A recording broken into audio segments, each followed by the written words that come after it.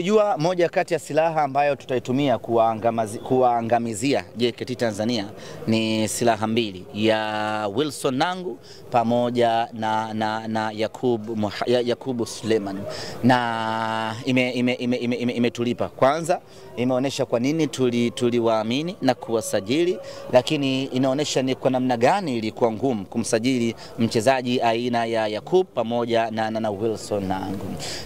Leo wamefanya kazi kubwa. Wilson Nangu ameibuka shujaa, anakuwa mchezaji bora wa mchezo huu wa leo, lakini kama haitoshi ndio mchezaji ambaye aliyeturejeshea pumzi na matumaini wanasimba. Baada ya JKT kuwa ametutangulia, pumzi kaanza kukata, watu wakaanza kukata tamaa, lakini ni Wilson Nangu alisema ya kwamba turejee katika mchezo kwa kufunga goli lake la kwanza katika ligi kuu ya NBC, lakini ni goli la pili tangu amekuja Simba Sports Club. Kwa lugha nyepesi, yani kwa lugha nyepesi kweli, mabeki wetu watatu wakati wana magoli mengi kweli.